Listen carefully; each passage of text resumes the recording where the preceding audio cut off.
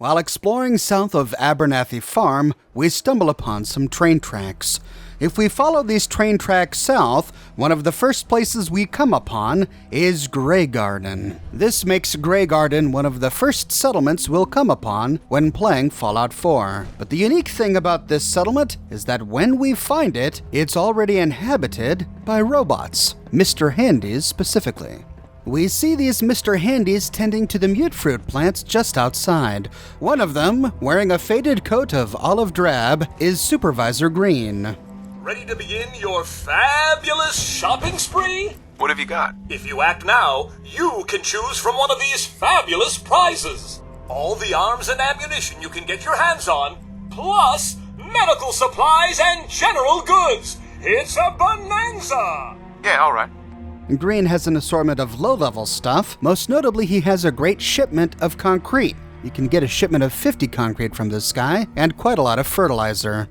You sound like a game show host. That's the correct answer! Well done! Ladies and gentlemen, should we tell the lucky contestant what fabulous prize he's won? Sure, okay. Right this way, please. Let's take a look at your fabulous prize! He speeds off down the hill and stops at the rusted-out shell of an old Corvega car. It's a brand new car! Wow! Now, if you've already got the latest in sleek, stylish, atomic-powered automation, you can also take your winnings in the form of a cash prize. How does 100 caps sound? Those are my only choices? You are one tough customer, I don't mind telling you. So, what'll it be? I've got an idea. Let's make a deal. I like it.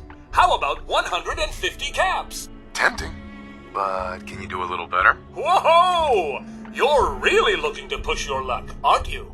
All right, 200 caps it is. I should warn you, asking for more could lead to disqualification, so you might want to stop right there. Come on. A new car is worth more than that. You could sell ice cubes to Eskimos with those powers of persuasion.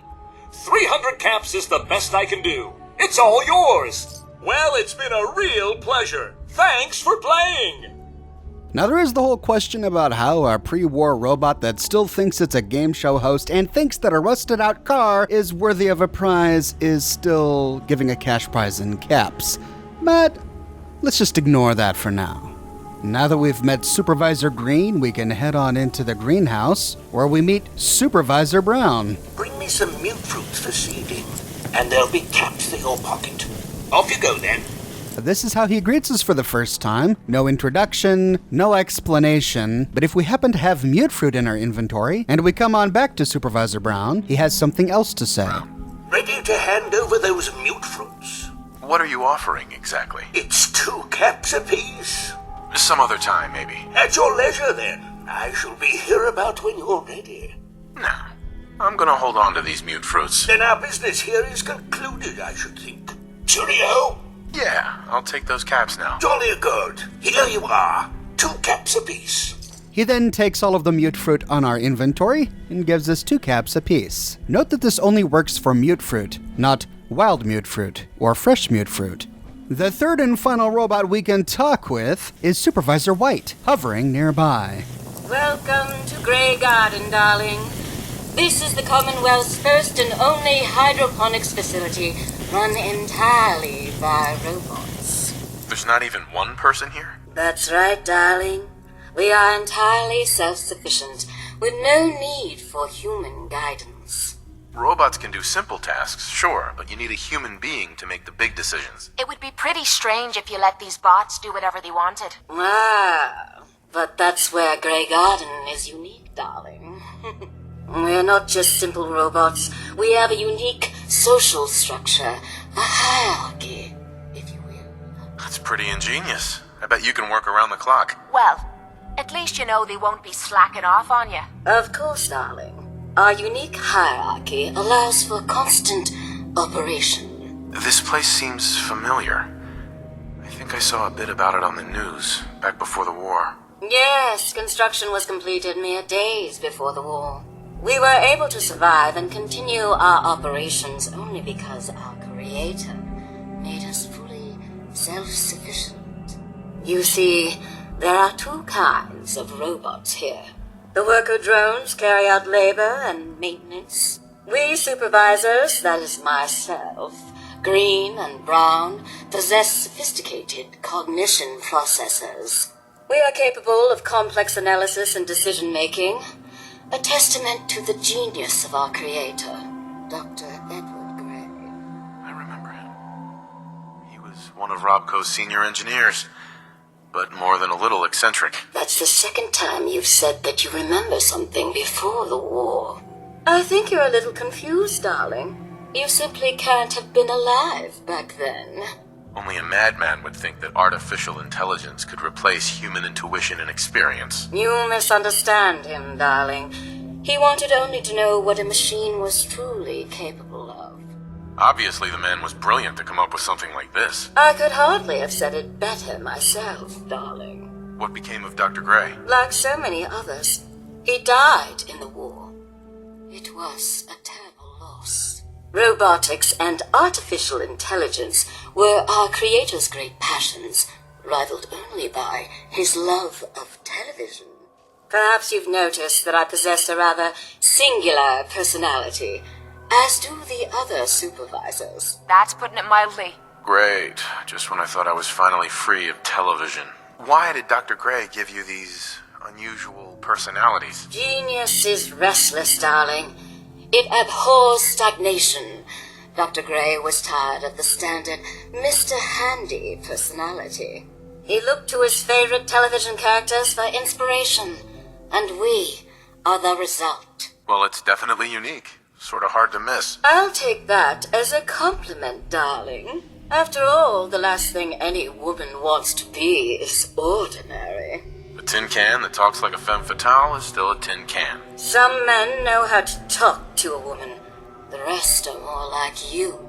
A few other things you should know. Talk to Green if you need supplies. If it's caps you require, Brown might have a few odd jobs. There's one other thing. A question, really. Tell me, darling, what do you think of the water around here? It's nothing special. Oh, it's ghastly. That's what it is. Simply ghastly. Pressure is down, radiation is up. Why, it's practically toxic. Just think what it must be doing to my skin. This will never do. I don't mean to impose, darling, but perhaps you could lend us a hand. What's in it for me? Trust me, darling. I can make it worth your while. Most of our water comes from the old Weston plant, south of here. Such an eyesore. Be a dear and pay a visit, See what you can do. Maybe tidy up the place. It must be filthy. If you can get it working again, I'm sure I can come up with something for you. With that, we begin the quest, Troubled Waters, and we need to head on over to investigate the nearby Weston water treatment plant. Now, this may seem like a rather mundane exchange between the sole survivor and some insane Mr. Handy robots again, but there are a couple of really interesting things we can walk away with after having this conversation. The first is that Supervisor White, unlike almost all other robots in the Commonwealth, knows that the bomb's dropped. She knows that her creator, Dr. Gray, is dead, and in fact, she becomes suspicious of the sole survivor when the sole survivor offhandedly mentions that he or she remembers Dr. Gray on the television, because she knows that that happened 200 years ago and that the world had ended. This makes Supervisor White one of the few Mr. Handy robots that appears to be self-aware. Even Codsworth had a hard time grasping some of the things we tried to tell him when we met him again after 200 years. I'm not sure if that's because he was struggling with his Mr. Handy limitations, or if because he was so emotionally attached to the sole survivor's spouse that he just couldn't come to terms with his or her death, and the loss of poor Sean. At any rate, this is something to bear in mind when, in future episodes, we will consider whether or not robots, aside from synths, have the ability to be considered people. The second is that this conversation foreshadows some of the moral struggles that the player has to deal with later on in the primary plot of the game. Even though the Institute treats their synths as just machines, many people in the Institute, from Alan Benet to Father himself, often talk about synths as being mankind redefined. The above-ground world is doomed. That is not where the future of humanity is. The future of humanity is in synths. The Brotherhood argument against this would echo what the sole survivor said to Supervisor White. Only a madman would think that artificial intelligence could replace human intuition and experience. But perhaps Supervisor White's response to the sole survivor is something that we can consider when thinking about Father. Maybe Father's ultimate goal is not to replace human intuition and experience with that of a synth, but maybe, like Dr. Gray before him, he is simply misunderstood. Maybe he only wanted to know what a machine was truly capable of. At any rate, after a brief walk south of Graygarden, we come to a portion of the road that's flooded. The water is seeping out of a nearby plant with a broken, rusted chain link fence all the way around it. This is the Weston water treatment plant. The water is not deep enough to swim in, so we can walk right through it with power armor. Climbing up one of the scaffolding ramps, we see that super mutants have moved on in. After killing the super mutants, we can explore the little shacks that they've set up. We find a number of containers and beds in these shacks. Heading down to the ground, we see a partially flooded trailer protected by some tin can chimes, and we see a bathroom scale on the ground. Heading in to see if we can find what it was connected to, we loot some minor containers, and then we hear someone die. What was that? Oh, we failed our quest, Escort the Scribe. This was a different quest I got on the Pridwin from Proctor Quinlan that I was trying to finish at the same time. But how did this poor scribe die? We killed all the mutants. Well, we'll have to figure this out later. Heading out, we see what the scale was attached to. It was attached to a makeshift bomb on the bottom of this desk. Exploring a nearby metal shack, we see a tripwire connected to a missile launcher right next to a big gas canister. Ooh, this would have been deadly had I triggered it. Heading up a nearby ramp, we see some scaffolding going around a big vat of water. I explored all these big vats of water and there wasn't anything inside. The water was very shallow. There is one tiny shack to the side of the treatment plant. Inside, we can find some super mutant heavy gauntlets for Strong, and we can loot a couple of ammo boxes and a duffel bag. With the exterior fully explored, we can head on into the plant. We arrive in the lobby, which is ruined and peeling, dirt and brick all over the floor, and we see quite a stash of dirty water on one of the nearby tables. Through a door leads to the employee area. We can go behind the counter where we find 4 more containers of dirty water. What's with all the dirty water here? Taking a look at the reception terminal, we find 2 notes. The first, memo, Weston Media Event. To all employees regarding the Weston Wellness Media Event on October 26th, as a reminder, members of the local and national media will be touring the facility on Tuesday, October 26th, as part of the Weston Wellness Press Initiative. Employees are expected to be polite, courteous, and discreet at all times. All questions, especially those pertaining to the recent cholera outbreak, are to be directed to the nearest Weston Public Relations Officer. Cartons of Weston water will be distributed. Encourage the press to taste perfection. Trademark. Expect double shifts on Wednesday to make up for lost productivity. Saul. In the next one, office supply order, we see a list of orders that were made for the week of October 17th. 1 box of wellness stationery, 3 cartons of Weston embossed souvenir pens, 2 boxes of business cards for Mr. Anderson and Mr. Marks, 50 gallons of Nut Island drinking water, and 1 crate, 400 units, of Weston water cartons. Empty. What does this mean? This is a rather obscure and elaborate reference on Bethesda's part. So the big ironic joke here is that we learned that despite this being a water treatment plant, there was a cholera outbreak. An outbreak that was so bad that one of the managers, Saul, didn't want his employees talking to the press about it. And that it was so bad that the water that they were going to be handing out to the press to, quote, taste perfection, actually came from Nut Island. They ordered 50 gallons of water from Nut Island and 400 empty cartons branded Weston water. Of course, they were filling those cartons with Nut Island drinking water. So all of this dirty water that we're collecting from this lobby is really Nut Island drinking water. But Nut Island in and of itself is a reference to a real world event. And here's where they lay on another layer of irony, because in the real world, there's a sewage plant on Nut Island. It became infamous when one day in January of 1976, the plant failed and released untreated sewage into Boston Harbor over a period of 4 days. The detected levels of fecal coliform bacteria found in the ocean water was so high that the government shut down all harbor beaches and even the Charles River for many years. It was such a bad contamination that Massachusetts is still cleaning up from that event today. So not only did the Weston water treatment plant in the Fallout universe get their fresh water from another plant because theirs was too contaminated, but they got it from a plant that in our universe is infamous for polluting Boston Harbor. I suppose we are to assume that in the Fallout universe this event never happened on Nut Island. Although I suppose it always could have. Perhaps this can explain why all of the boxes of dirty water we find around the Commonwealth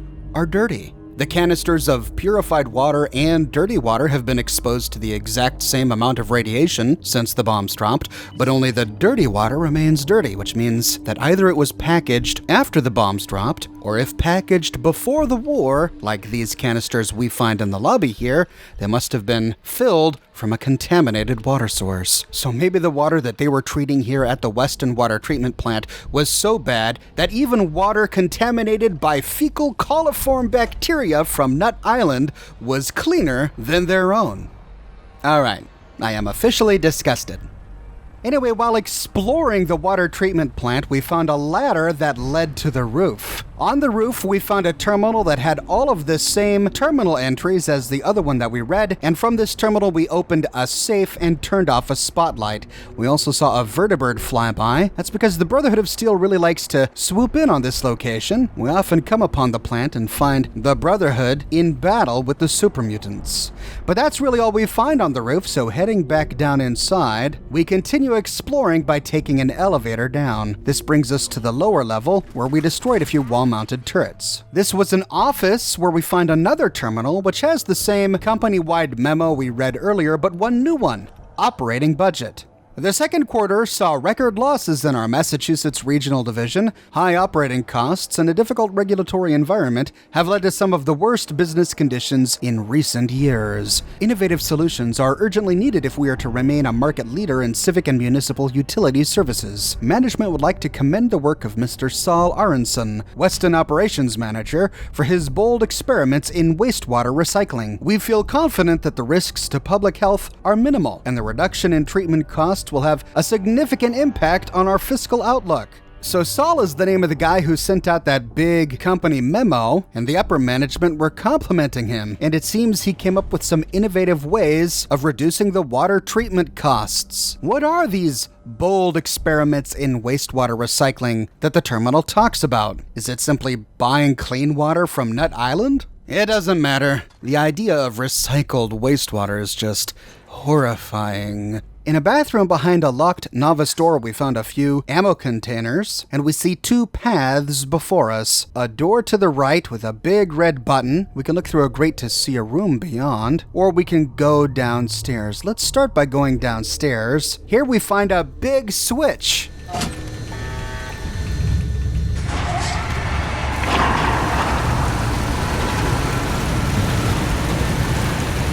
We see the standing water in the nearby rooms lower. And oh no, we have uncovered some mirelurks. There's a terminal nearby. Alert! Flooding has been detected in the main chamber. Bulkhead doors have been sealed to minimize damage to the facility. Alert! Unable to connect to the emergency flood control pumps. Manual operation may be required. Alert! The main pump station is operating at reduced capacity due to flooding. We can take a look at the system diagnostics. Pump 1 is active because we just turned it on, but There are 3 others that are inactive. Okay, this tells us there are 3 more switches to hit. The last one are the operating instructions. Mark 6 Industrial Flood Control System operating instructions. This facility has been equipped with 4 Mark 6 emergency flood control pumps. This fully automated water removal solution should keep your facility secure and dry for decades to come. In the unlikely event of a major flooding incident, the Mark 6 pump that has been fully submerged in water may stall. To restart the pump, use the automated software on this terminal or locate a pump control switch near the pump and flip the breaker. This will activate a secondary motor, which should clear the jam and return the pump to normal operation. Okay, so to make a long story short, the automated system is busted. We need to manually flip some switches. Pushing a big red button opens this security door. We see a couple of mirelurks walking around in this big flooded room. But before going any further, I want to retrace our steps because there was that one door we didn't go through. Hitting that red button opens that security door, and we find ourselves at a pod overlooking a big room. We can get rid of a machine gun here, and then another one on the other side of the room. On one of the filing cabinets, we find a copy of Picket Fences, Welcome Home, issue number 5. You are now able to build patio furniture at settlement workshops. And right next to the magazine is a terminal. It has the same memo that we see on all the others, but one new item, a facilities log. October 18th. Finished the waterproofing upgrades to the turret defense system. Initial tests seem promising. The new sensors should shut them down if the place gets flooded out again. I'll just be grateful if they don't short out every other week. In the next one, a day later, well, they work. Amos was cleaning the sediment tank and forgot to close the intake valve again. Big gusher. Turret 4 snapped shut before it took any damage, then popped back out as soon as they got the valve closed. Good as new. Too bad about Amos, though. Oh man, poor Amos must have drowned. On the 21st, routine maintenance on the flood control pumps. Not that they needed it. Central may have skimped on everything else, but those things will last forever. And finally, on the 22nd, a day before the bombs dropped, Saul's throwing some kind of press junket on Tuesday. Whole staff will be working overtime Monday to tidy up. Told them I needed the day to reprogram the turret system so it didn't shoot the guests. 10 minutes on that, and I can spend the rest of the day doing something more productive. Red Menace? Star employee, Mr. Theodore Marks. So this terminal just told us a couple of things. It gave us background on the pumps, helping us understand why they're still working 200 years later, and it explains why these turrets still work even though they've been submerged underwater. When flooded, the turrets pop into the wall, and when the flooding recedes, they pop back out. So I guess this means we should expect more turrets to appear as we drain the water from the adjacent room. After looting minor loot in this room, we can push a big red button near to a door to find a hallway. But I thought I heard something. Looks like one of the mirelurks who spotted me in the other room managed to find his way up the steps and found me. Going through the hallway and heading down, we can push a big red button, which brings us back to the catwalk. After killing the mirelurk, we peer to the left, and we see the open door, the first door we opened after flipping pump number 1. Okay, so I know exactly where I am. This is that big room that we need to drain. Well, we can turn right or we can go straight ahead. We see a path to the left, but this leads down to water. So turning right and following the scaffolding around, we reach a dead end, but we see that it's connected on the other side.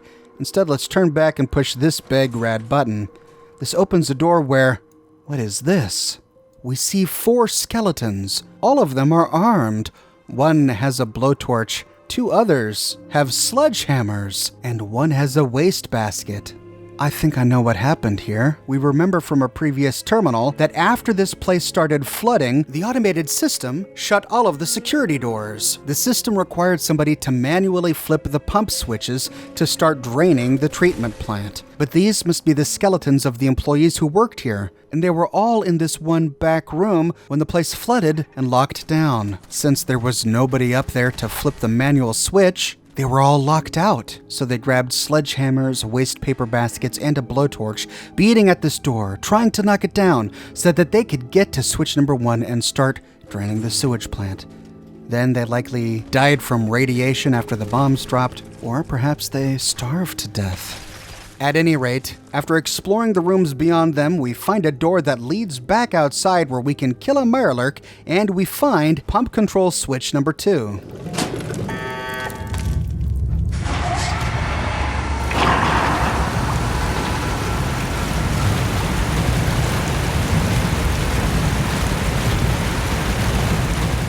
few more Mirelurks pop out to play. And we see that we're on that part of the catwalk that would have connected to the one we stood at earlier. We can use our jetpack to jump back on over.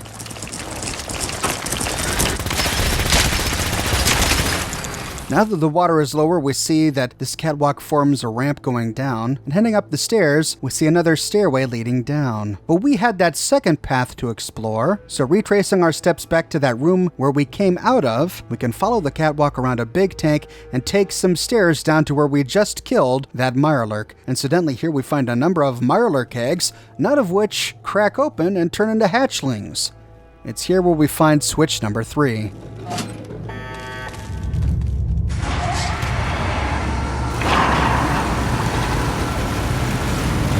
And just like the terminal told us, as the water lowers, the turrets on the walls come alive. So we see the next quest icon over in the far room. Following the catwalks, we can retrace our steps back to that stairway we saw that goes down, which leads us to the bottom floor. The Mirelurks have turned this into a muddy nest, and we get surprised by 2.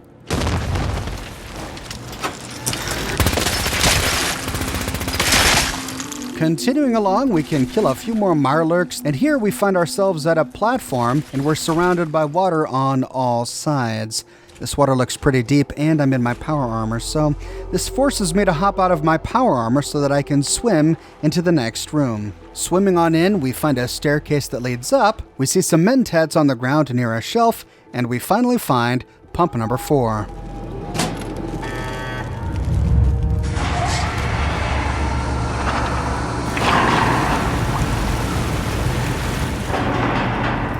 With that, we've drained the facility. We can head back, grab our power armor, and then restart the pump, which should drain the outside.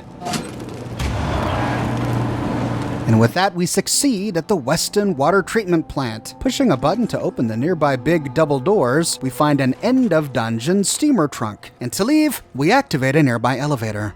This brings us outside, right next to the catwalks, the shacks, and the trailers where the super mutants had made their camps. And oh no, we see what happened to our Brotherhood scribe. He got caught in this pool of irradiated water and either died to the radiation or drowned. Well, I have to go back to the Pridwin and have an awkward conversation with Proctor Quinlan. My bad, scribe. Sorry. We can now walk a dry road all the way back to Graygarden, where we can check in with Supervisor White. Darling, so good to see you. You fixed our water problem, didn't you? Why does it matter so much to you? For a place like this, water is everything to us, dear. I went through a lot of trouble for this. I hope it was worth it. Oh, it will be. Yes, ma'am. Oh, such a gentleman, too. I simply must give you something. Here, you can have some of our produce. I'll ask Greenie to give you a discount, too, if there's anything else you need. Now I simply must get back to work. Ta-ta! And with that, we complete Troubled Waters. Strangely enough, we can no longer turn Mutefruit into Supervisor Brown. Well begun is half done. Lovely weather, what? You helped us in our most desperate hour, and for that I salute you, sir. Jolly good to see you. Even if we have Mutefruit in our inventory, after completing this primary quest, we lose out on Brown's Mutefruit quest. But thankfully, Supervisor Green maintains his status as a vendor. Green's the name, and trading's the game. Ready to bargain in the garden? And if we want to, we can now activate the workshop to claim Graygarden as a settlement. Incidentally, Graygarden is really close to a military checkpoint. After completing the primary quest in the game and siding with one of the 4 major factions, we find our allies in the middle of a big battle right on the road next to Graygarden. And that is the full story of the Weston Water Treatment Plant. What did you think of Bethesda's rather obscure reference to Nut Island and the whole drama that went on there? Did you, like I, find it ironic that in our universe, Nut Island was the source of a huge 4-day sewage discharge into Boston Harbor, but in the Fallout universe, Nut Island is where you go to get clean water? Let me know your thoughts in the comment section below. I publish a new Fallout video 6 days a week on a wide range of topics spanning all of the games. So be sure to subscribe and to click that bell notification button if you don't want to miss tomorrow's video. And if you like what I do and you want to support me in a more personal way, consider becoming one of my patrons on Patreon. But more than anything, I'm just so glad you're here watching this video with me today. Thank you so much for watching, and I'll see you tomorrow morning, bright and early, with a brand new video.